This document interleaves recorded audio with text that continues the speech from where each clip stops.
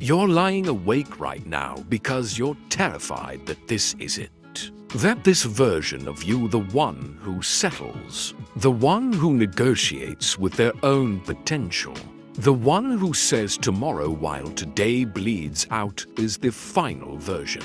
You've spent years building a museum of things you were going to be. You look at your life and you see the gap between who you are and who you know you should be. And that gap is starting to feel like a grave.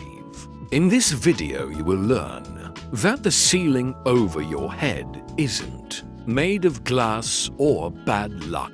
It's made of every single time you chose comfort over the truth. Let's look at your day. Really look at it. You wake up and the first thing you do is reach for that screen. You're looking for a sign, a spark, a reason to feel okay about being stagnant. You scroll through lives that aren't yours, feeling that dull ache in your chest. But you tell yourself it's just rest. You're not resting. You're hiding. You go to work. You do the tasks. You smile at people you don't particularly like. And you tell yourself you're building a foundation. But the foundation is made of sand. You're busy. You're always so busy. But if I asked you what you actually moved forward today, what you actually conquered, you'd have to look away. You're running on a treadmill, sweating and exhausted. But when you look around, you've never left the room. You've mastered the art of looking like you're trying. You've convinced everyone else that you're on the verge of something great. But when the door is locked and the lights are off, you know you're just waiting for a permission slip that's never coming, waiting for the economy to change, for the right person to notice you, for a feeling of readiness to strike you like lightning. You've turned your life into a waiting room. The walls are gray, the air is stale, and you're sitting there, scrolling, watching the clock, while the years quietly slip out the back door. You aren't even angry anymore. That's the scary part. You're just used to it. The enemy isn't the bank account. It isn't the lack of connections. It isn't where you were born. The enemy is that quiet voice that tells you it's okay to wait one more day. It's the silent deals you make with yourself at 2 a.m. I'll start when I have more money. I'll work harder when I'm not so tired. Those aren't reasons. Those are lies you tell so you can sleep without hating yourself. You have a poverty of spirit before you ever had a poverty of pocket. You think like a victim of circumstances because it's easier than being the architect of a failure. If you don't try, you can't fail, right? So you stay in this lukewarm middle ground, not quite starving, but nowhere near full. You've negotiated your way into a life that is fine. Fine is the slowest way to die. You tell yourself you're being realistic. But realism is just a sophisticated word for fear. You're afraid that if you actually went all in, if you stopped the excuses and the scrolling and the researching, and you still didn't make it, then you'd have to admit you weren't good enough. So you stay small. You keep your dreams in a box under the bed. You take them out and look at them when you're sad.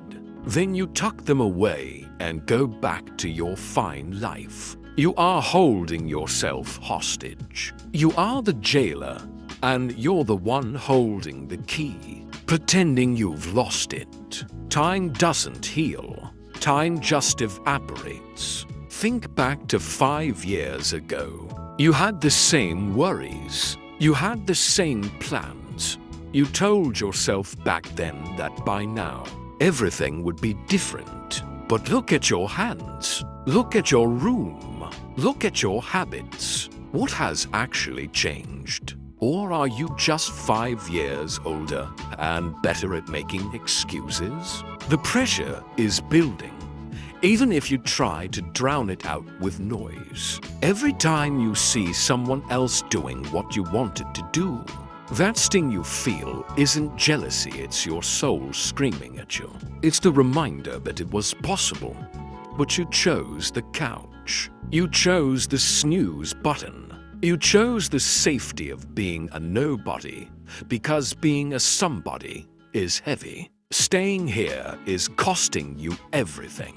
It's costing you the person you were supposed to meet. It's costing you the impact you were supposed to have. It's costing you the pride your parents should have felt, or the security your children should have had. You are paying for your comfort with the currency of your potential, and the price is going up every single second. You think you have time. You don't. You are a fading light. One day, you will be too tired to try.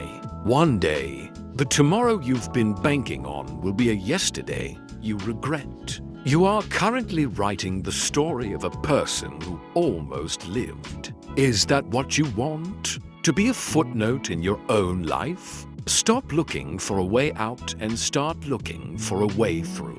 There is no version of this where you keep your old habits and get a new life. You have to kill the person you've been to become the person you're meant to be.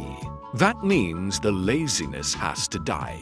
The realistic thinking has to die. The need for people to like you has to die. You don't need another how-to guide.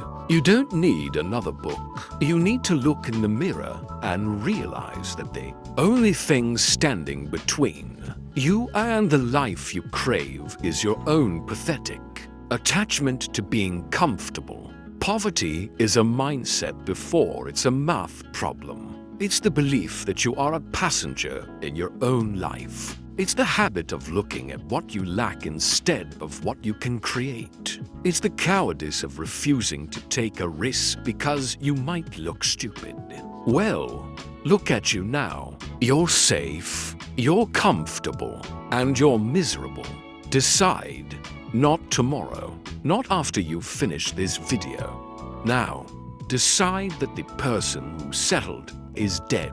Leave them here in the dark. Walk out of the waiting room. It's going to be cold. It's going to be hard.